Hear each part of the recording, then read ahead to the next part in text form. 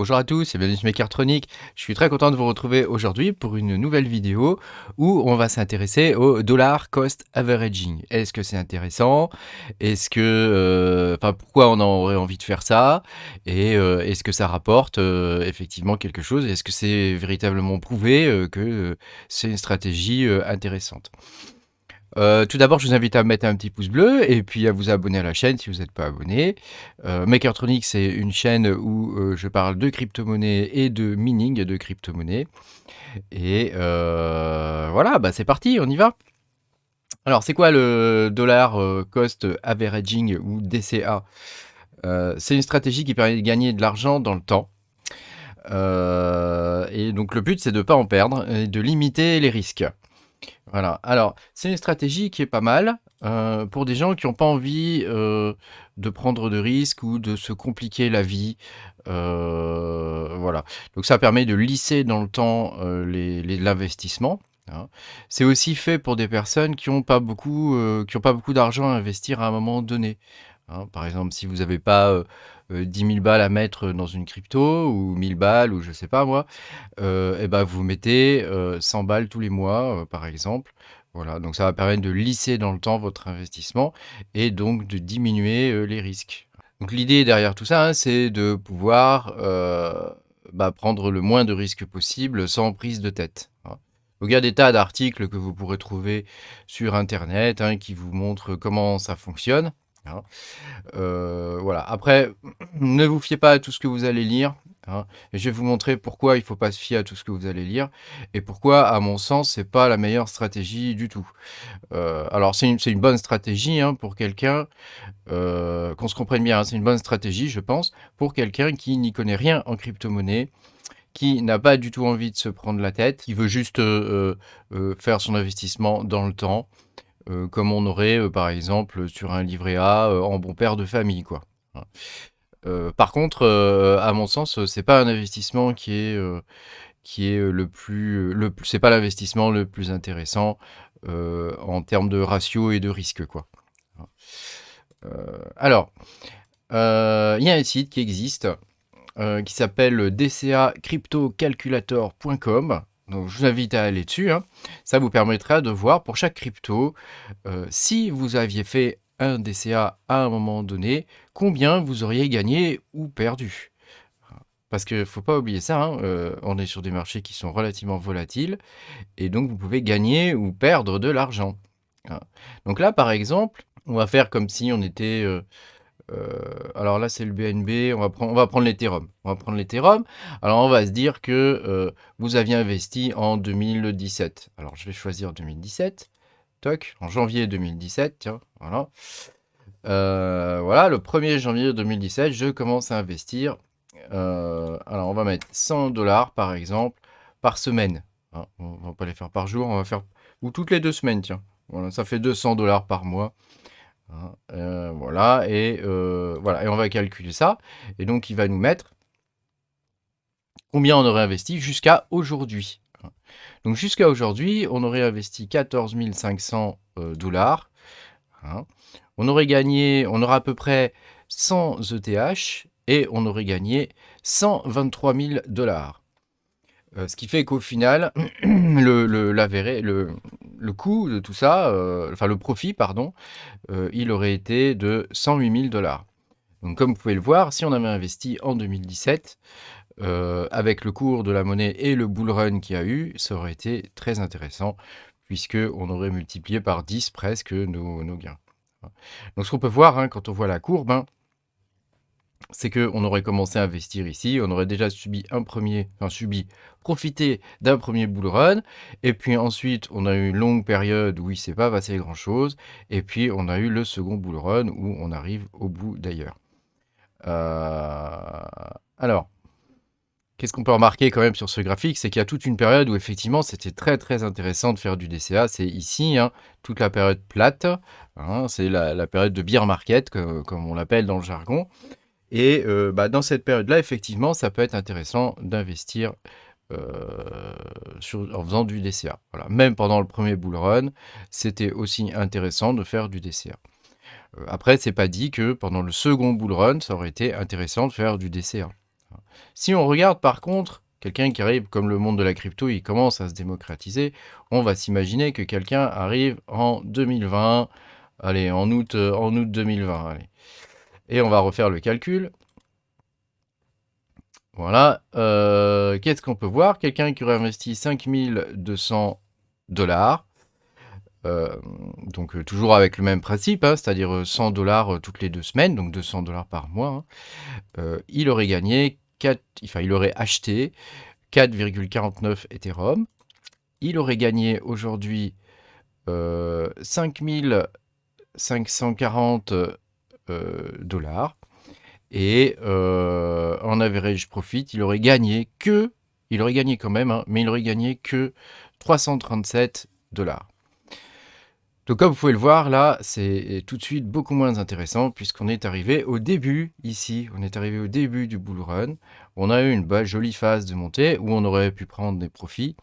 Et puis, on a eu une jolie phase maintenant de descente, hein, voilà, bah, ça c'est classique, hein, dans le monde des crypto-monnaies, hein, ça fonctionne par cycle, donc c'est comme ça qu'il faut envisager les choses, hein. Donc là, comme on peut le voir, si on a commencé à investir en 2020, malgré qu'on ait mis 5 000 $ sur la table, on n'aurait quasiment rien gagné. Pire, si je commence à investir en 2021, allez, on va prendre en août aussi, tiens, au 1er août, parce que l'été c'est propice, tu vois, l'été c'est propice aux achats. Alors si j'avais commencé à investir en août 2021, j'aurais investi 2 600 $, j'aurais gagné, enfin j'aurais acheté un ETH, j'aurais perdu, enfin mon ETH actuel il aurait eu la valeur de 1 300 $, et donc j'aurais perdu 1 210 $. Donc qu'est-ce qu'on peut voir là, c'est que le moment où on commence à faire son DCA, il est essentiel, hein, il est essentiel.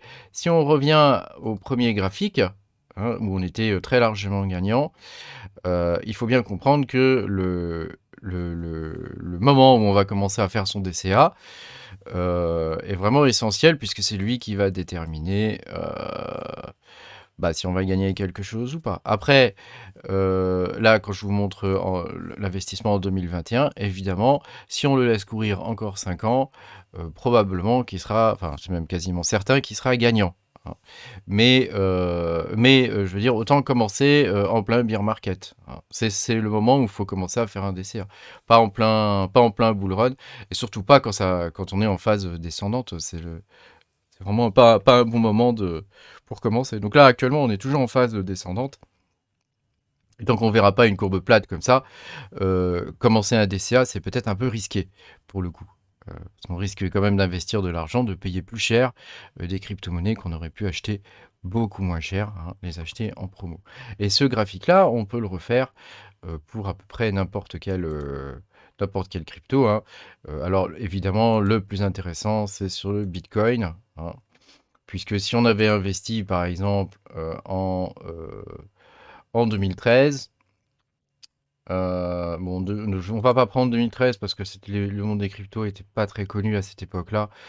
On va prendre ça en 2017 par exemple, janvier 2017, hein, comme le truc qu'on avait vu tout à l'heure. Weekly, sur 2 semaines, on calcule. Voilà, on aurait investi 14 000 $. On aurait 2,3 bitcoins. On aurait gagné 37 000 $ en tout, hein, ce qui, ma foi, est fort sympathique quand même, hein. Mais bon, c'est quand même un investissement qui dure un long moment, hein. Donc c'est ça qu'il faut voir. À partir du moment où vous vous lancez dans un DCA, il faut que ça dure des années et des années avant de pouvoir commencer à en retirer des profits. Alors, donc ce site, je vous le mettrai en description, hein, ça vous permettra de faire des simulations. Alors, il existe un autre site, hein, qui est celui-ci, donc il s'appelle cryptodca.io. Donc ça vous permet de calculer, pareil, je sais pas s'il y a le français d'ailleurs. Non, il n'y a pas le français. Il y a de moins en moins le français sur les sites, je trouve, hein. On trouve toujours l'allemand, l'espagnol, on trouve de moins en moins le français sur les sites en traduction, hein. Par exemple, si on prend le Bitcoin et qu'on investit, alors celui-ci est plus simple, hein, et qu'on investit 100 $, et que on le fait allez, une fois par semaine sur 3 mois, qu'est-ce qu'on remarque actuellement, hein? Actuellement, on perd de l'argent, c'est-à-dire que Si j'ai investi 1 300 $ et ben la valeur de mes cryptos actuelles est de 1 166 $. Donc, évidemment, comme on est en période de baisse, c'est pas le moment de commencer un DCA, quoi. C'est ça que je veux vous dire, quoi.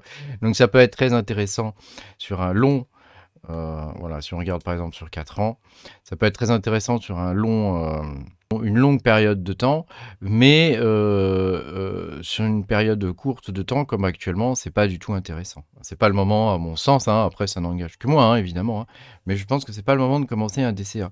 Donc même si vous en entendez parler et cetera, il faut peut-être attendre que la courbe, vous voyez, la courbe ici se stabilise, quoi. Hein. Qu'est-ce qui est bien dans un DCA? Bah, c'est que, on va retirer la composante émotionnelle, en fait. C'est-à-dire que quand vous tradez ou quand vous allez acheter, avec une somme conséquente des cryptos, heu, vous allez flipper. Dès que le truc va baisser, vous allez flipper, tout ça, c'est très difficile d'acheter et puis d'oublier et d'attendre que le truc remonte. Et même quand le truc remonte, il faut être au courant que le truc a bien remonté et qu'il est en train de taper des hauts, quoi. Donc, ça permet de retirer toute la composante émotionnelle de l'investissement. Donc il y en a qui trouvent ça très bien. Moi personnellement, je suis pas fan, hein, parce que j'aime bien la composante émotionnelle. Je trouve que la maîtrise de ses émotions, ça fait partie intégrante du monde de l'investissement, quels que soient vos investissements d'ailleurs, hein. Voilà, il faut pouvoir se maîtriser et appliquer une stratégie en restant fidèle à ce qu'on avait décidé au départ, dans la mesure du possible. Après, il faut pas être trop con non plus, hein. Si tu vois que le truc est en train de se péter grave la gueule, je vois pas l'intérêt de le garder, quoi, hein. Enfin, après, il y a des limites à tout, c'est ça que je veux dire, quoi, hein. Pas parce qu'on s'est fixé une stratégie au tout début que, voilà, hein. Voilà, le DCA, ça permet aussi d'éviter les mauvais timings, dans le sens où, bah, par exemple, tu vois, là, quand le truc monte et qu'il descend et qu'il monte et qu'il descend et qu'il monte et qu'il descend, voilà, bah, ça permet de pas trop se soucier de ce genre de choses, hein. Voilà, sachant que dans la réalité, en fait, c'est impossible d'acheter au bottom et de revendre, tout en haut, quoi. Hein, dans la réalité, ça marche pas comme ça. On achète, un petit peu au-dessus du bottom, dans la mesure du possible et on essaie de revendre, un petit peu en dessous de quand il est tout en haut de la TH, quoi. Voilà, par contre, ce qu'on peut dire à charge, hein, sur l'investissement, en DCA, hein, c'est que, bah, comme le marché monte de toute façon, on est forcément gagnant, à un moment donné ou à un autre, hein. Le tout, c'est de savoir se maîtriser et pas vendre quand le truc, se pète un petit peu la gueule, quoi. Le marché des cryptos est volatile, donc ça va forcément redescendre à un moment donné. Donc il faut, comme diraient, certains youtubeurs, on est des guerriers, il faut avoir des couilles d'acier, hein. Voilà, l'environnement, c'est un environnement qui est changeant, hein, évidemment, hein, le monde des cryptos, c'est un environnement qui est changeant. Donc, une crypto peut très bien se porter. À un moment donné, on peut se dire: «Tiens, je vais faire un DCA dessus» et cetera, parce que c'est une super crypto et puis 4 ans plus tard, elle n'existe plus, elle vaut zéro. Donc il faut faire très attention à ça aussi. Faut pas, investir et faire un DCA dans n'importe quoi, hein. Pour moi, les valeurs sûres, c'est, le BTC et l'Ethereum dans une moindre mesure quand même, l'Ethereum, hein. Mais, le BTC, c'est vraiment la valeur sûre, sur laquelle investir, hein. Alors évidemment, vous ne deviendrez pas millionnaire avec le BTC à mon avis, hein. Mais, voilà, c'est une valeur sûre. L'Ethereum non plus, hein, si vous investissez dans l'Ethereum, vous ne deviendrez pas millionnaire non plus. C'est un investissement en bon père de famille, on va dire, quoi. Il y a pas vraiment de risque, quoi. À mon sens, ce type d'investissement, le DCA, ça remplace pas, un portefeuille varié. Si vous faites un investissement sur une crypto en DCA, vous allez être coincé sur cette crypto, hein. Donc si vous faites un DCA, il faudrait le faire sur plusieurs cryptos, ça devient tout de suite très compliqué. Donc c'est pas jouable. Alors qu'un portefeuille de crypto, vous allez acheter par exemple 40 de Bitcoin, 30 d'Ethereum, 5 de NIR, 5 d'Avalanche, 5 de Avax, et cetera, et cetera. Donc ça permet de faire une répartition, globale, des cryptos et donc s'il y en a une qui se pète la gueule, et qui n'existe plus dans 2 ou 3 ans parce que vous verrez que ça quand on sera dans 2 ou 3 ans, vous verrez, hein, il y a des cryptos, tout le monde parle actuellement et cetera, elles n'existeront peut-être plus, hein. Donc ça permet, vraiment de limiter les risques, voilà. Et puis autre chose, à partir du moment où on achète d'un coup, on peut choisir le moment où on achète et on peut essayer, dans la mesure du possible, de se rapprocher du bottom, hein. Donc ça permet de maximiser son investissement. Pour la même somme d'argent, par exemple, si j'investis 5 000 $ dans le bitcoin, bah, si je les investis à un moment donné où le bitcoin est bas, où j'estime que le bitcoin est assez bas pour que je l'achète, ça me permet de maximiser le truc parce que si j'investis ça sur le temps, les 5 000 $ sur quelques années, si le bitcoin remonte, évidemment, mon investissement sera moins bon.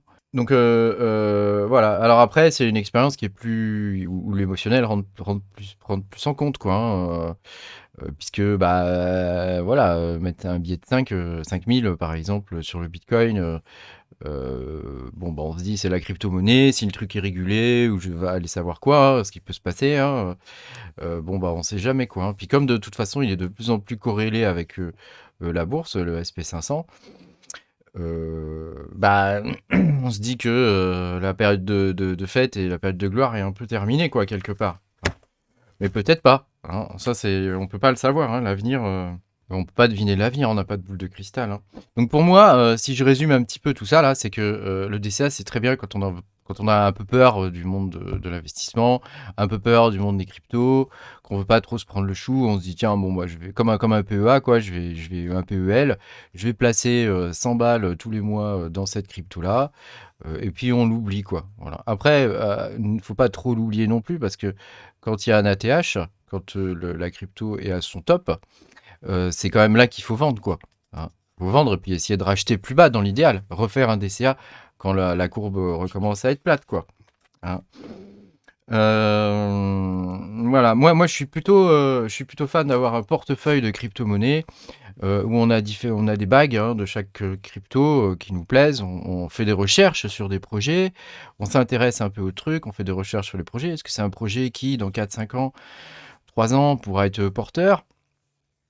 Lors du prochain bull run, en gros, hein, qu'est-ce qui sera porteur lors du prochain bull run? Il y a 5 ans, personne n'aurait pu prévoir les NFT, et toute cette vague qu'il y a eu, autour de l'Ethereum, quoi, hein. Donc vous voyez, c'est vraiment ça, qu'il faut arriver à essayer de deviner, enfin deviner, c'est difficile, hein, personne n'est devin.